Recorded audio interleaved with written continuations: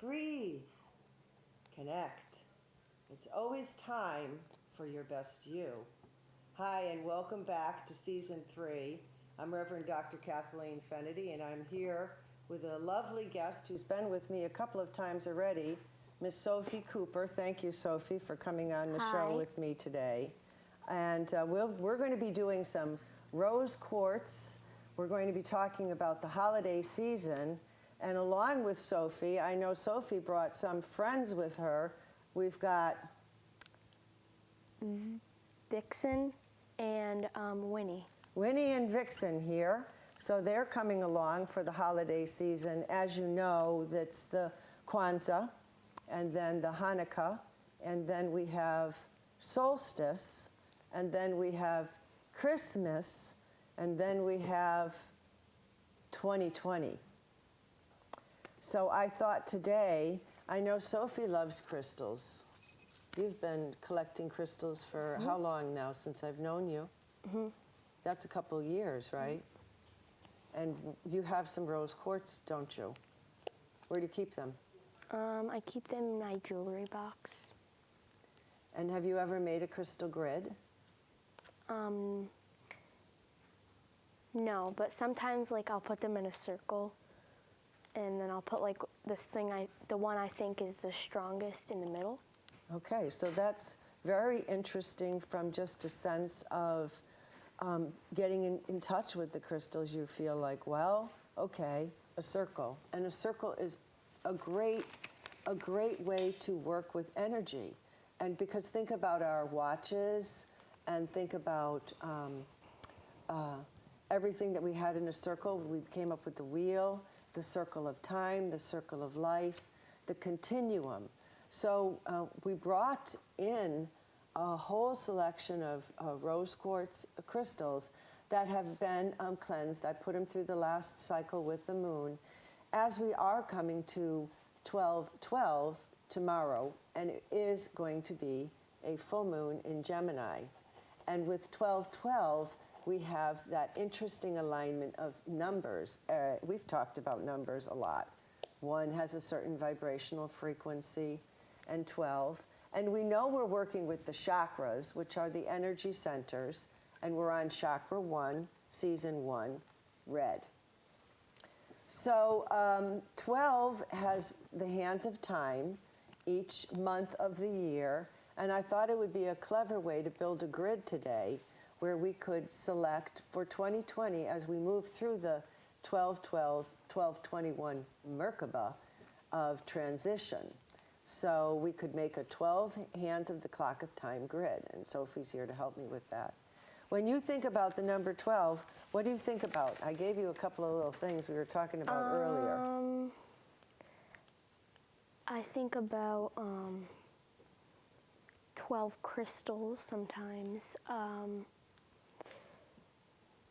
12 different objects. Like a dozen eggs? Mm-hmm. Right. And so there's a sense of when you have a dozen eggs, you have a complete dozen. So at the end of every year, we have the opportunity to go ahead and look at the year and make some decisions about how we've been in relationship to ourselves and others during the year, but also do what we call manifest for next year. Why?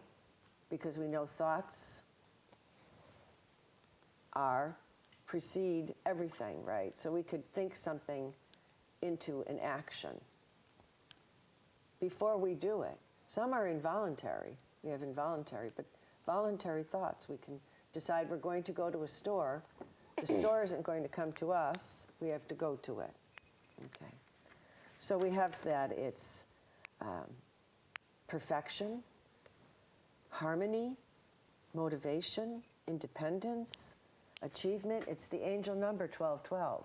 Whenever we see that, we can sense that we're in the right place, that the angels are confirming and affirming that what we're doing at this particular time is in alignment with the universe.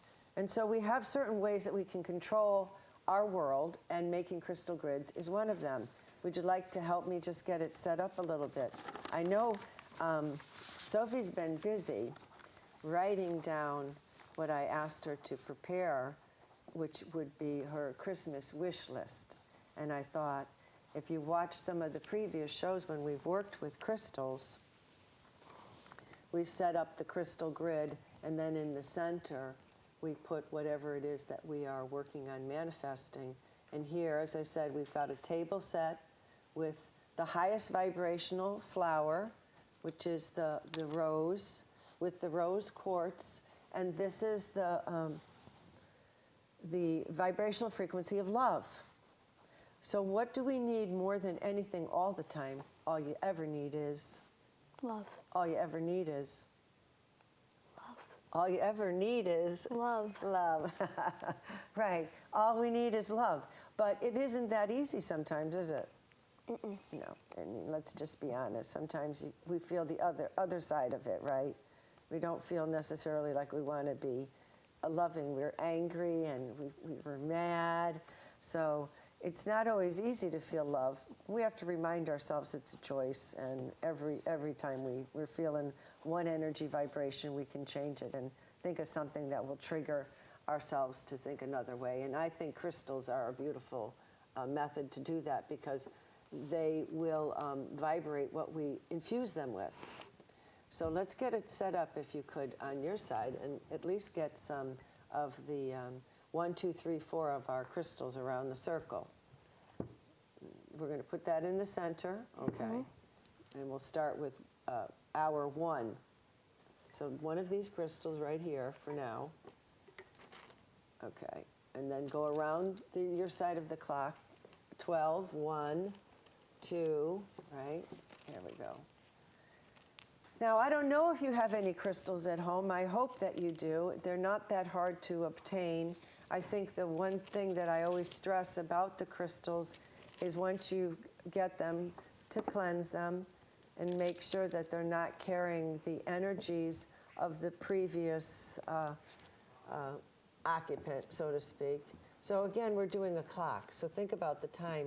We only want 12 hands of time. How many hands do we have down? Did you count them? I think we have a lot. 4, 5, 6, 7, 8, 9, 10, 11, 12. Okay, that's 12. Do we have 12? Mm-hmm. 12. 1, 2, 3, 4, 5, 6, 7, 8, 9, 10, 11, 12. Did 12 stop here or here? Here. Okay, so we don't need this one. All right, so no. Are you sure?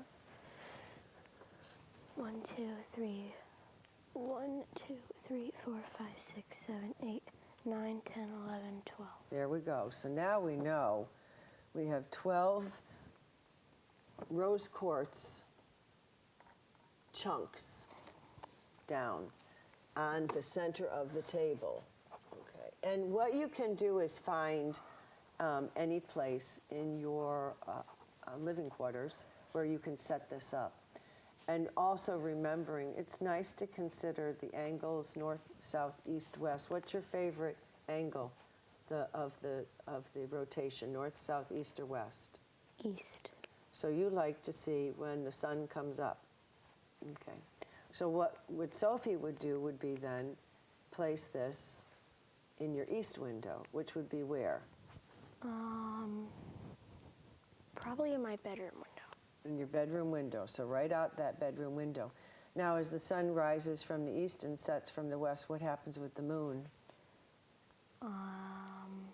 What happens to the moon when the sun sets? It goes down. The moon?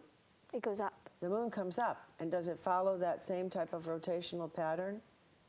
Yes. Yeah, so you can have your setting of the moon, right, grid, so it can be a sun or a moon grid. And that in that space, what would you tell a friend of yours if they wanted to do it? How would you tell them to set that up?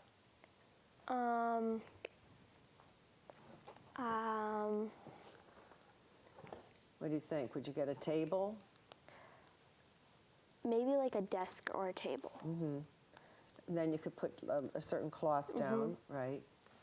And then you could sprinkle some whatever. Like roses. Roses. Flowers. And if you remember my friend Joan Kazmarzik, the Good Witch, she came on. Hers was all a crystal grid of all sled dogs. So you could make one with kitty cats all around it, because I know you do a lot of work with rescuing and the kitty cat's with your mom. Okay. Now, how are you doing with that? How are you doing with that? I know you're writing something down. You got. So what I thought would be a good thing to do is, and every Sophie, you can add in anytime you want and talk. You know, you don't have to wait for me to ask you questions. I always like you to be able to feel free. But what I like to do is every season, every month, is to refresh the crystals, refresh your manifestation. So once you have that, you're going to take it and fold it up. Go ahead, into a nice little piece. And then you put this under the center of your grid. We're always going to hear folding paper on the TV. We always love to hear that. It's Christmas time.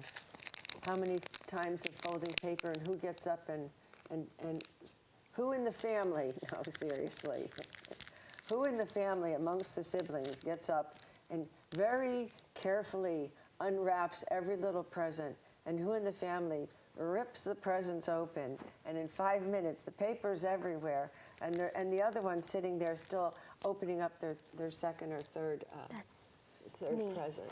Which one is that? I'm the one that's always rushing and all excited opening it, and Eddie, he likes to open it slow and neatly and admire them. And admire them. Yes, like he'll open the gift and then he'll be like, "Oh, this is so cool," and he'll just start looking at the box. Like he takes his time. He's very slow. He's very slow. We know Eddie. He's been on the show. He's our gardener. Watch your mic now. You put your hands there. Okay, so let's take the pen, because otherwise we'll be writing more manifestations. So we don't want to keep writing manifestations. What we want to do now is focus on the grid. So now, if you had this grid at home, and here's your wand, how do you think you would get the one thing that you have in here on the top to get all the way around?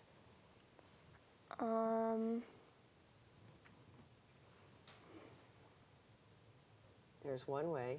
You can just very gently acknowledge it. This is where you put your prayer. And then you can bring it up to the first one, and then to the second one, and then to the third one. You see what I'm saying? So that we go all the way around the grid, and that each one of the stones has been touched with the wish. Completion. Now, of course, some people don't believe in miracles. I believe in miracles. Do you believe in miracles? Yes. I believe in miracles. And I think that miracles constantly show us that we're not the ones who are really in control, but the one who is in control is beyond who we know. And that we are always being seen and heard when we don't even think we're being seen and heard, because there's a greater entity, force, spirit, life form that helped to breathe us into creation. So I never see us as here alone on this planet Earth, and we're learning more and more about it, that we're not alone. But if you could hand me a little group of the crystals, just to put it on my, couple of them, a little bit more. A little bit more. Okay, so here we have a nice set of the crystals. And if you wanted to continue to just activate even more, I know that my crystal loving friends we'll make grids, and you know, the more of the crystals, the higher the vibration. So you could literally just keeping the same count. Keep building your circle. We could keep making this circle going further out onto the table, so that you would, I'm telling you, if you've not done this, and of course I have my clutter here for the show and the notes, but if you set up a sacred spot, it's basically like an altar, and we could just get it all the way around, and you would be able to have almost like, it would feel like an energy center right in that space. Almost as if there was light beaming out of it. You know, when we think about Christmas, and even with the Hanukkah, all of the light and the oil and the candles and the lighting, it all has this energy vibrational frequency to it. And we're all doing it at the same time of the year in December. So the whole planet starts to sense this vibration of love. It is a beautiful time of the year. I wonder why, and perhaps we can work on that with the grid. Why do you think that after this time of the year is over, people suddenly turn grumpy and sad? After winter or after No, Christmas? just after, pretty much after Christmas is over and New Year's is over. Say we're in the middle of January.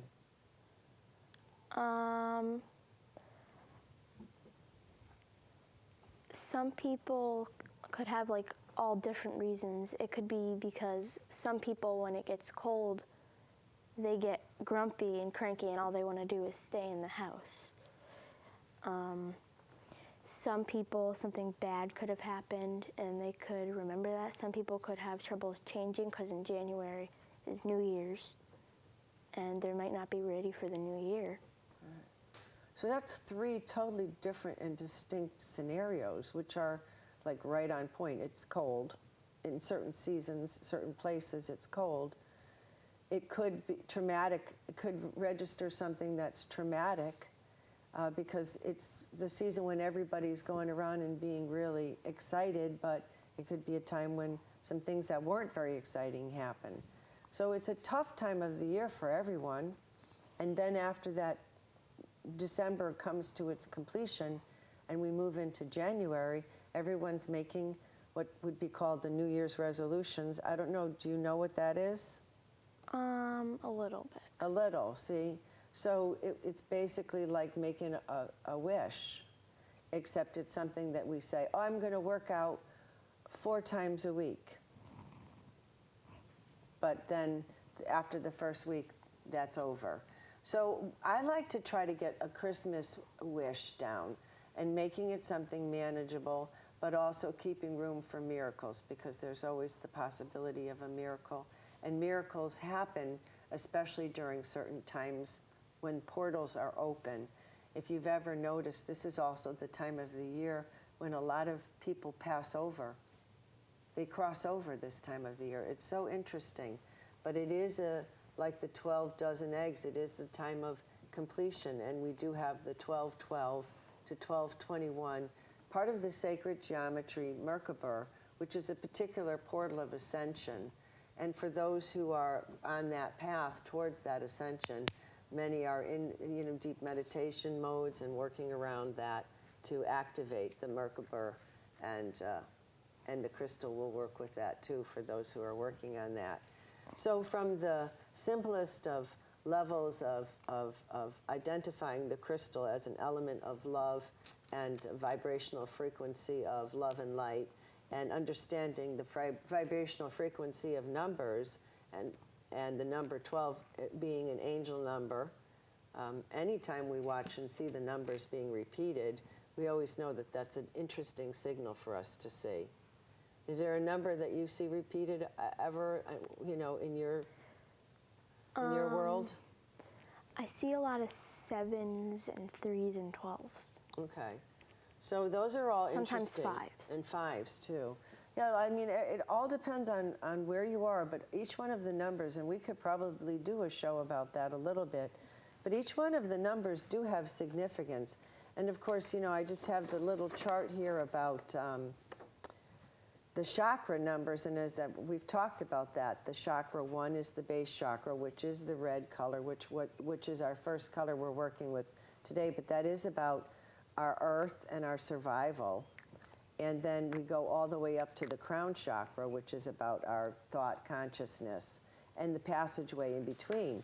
But inside of us, we have auric colors that are the rainbow colors of red, orange, yellow, green, blue, purple, indigo, and violet. And they run throughout our body. And if you have an auric camera, you can take a picture of that. And you can see how your inside reflects outside. But we were talking about in the car, remember I said how interesting that Chakra 1 is red. And Santa Claus's suit and all the colors around this time of the year are red. And red is about survival and family. And you were also saying about how why couldn't it be purple or green or blue or any other color? Why did it have to be red? Because the elves aren't red, they're green. So you were kind of thinking about that was like such a coincidence. It seems like it's such a relationship to family and what we consider home and tribe that we created or came out of this sense of this magical being that wears a red, a red suit, a red jacket, a red suit, a red hat, and comes down a burning chimney of red fire, right, to a green tree that everyone puts presents around and gathers around the next morning and open up all the presents. So is Christmas just about that? No. No. Christmas is about more than that, right? It has to be something about the gathering of family and the beautifulness of being able to have and share with one another our presence as opposed to our presence.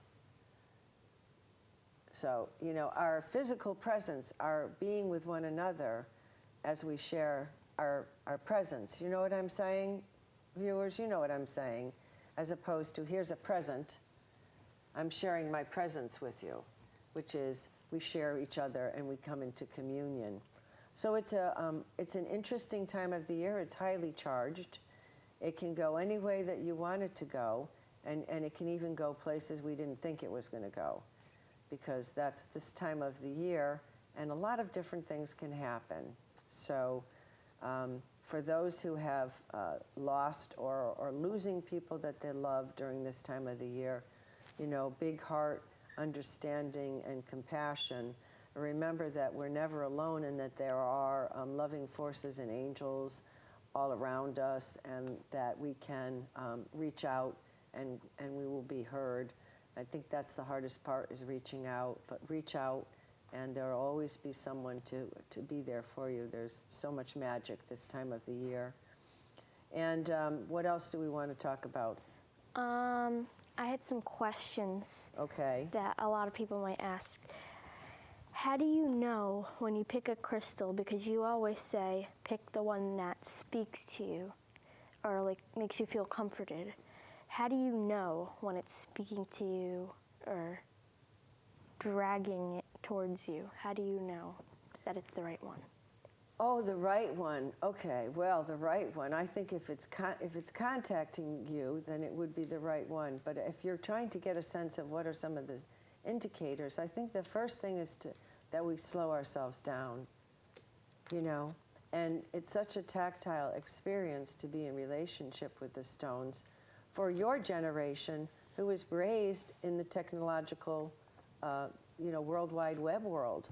So, yeah, think about how a piece of equipment like this has a certain energy vibration to it. When you pick up each one of those stones, they're going to feel a little bit differently.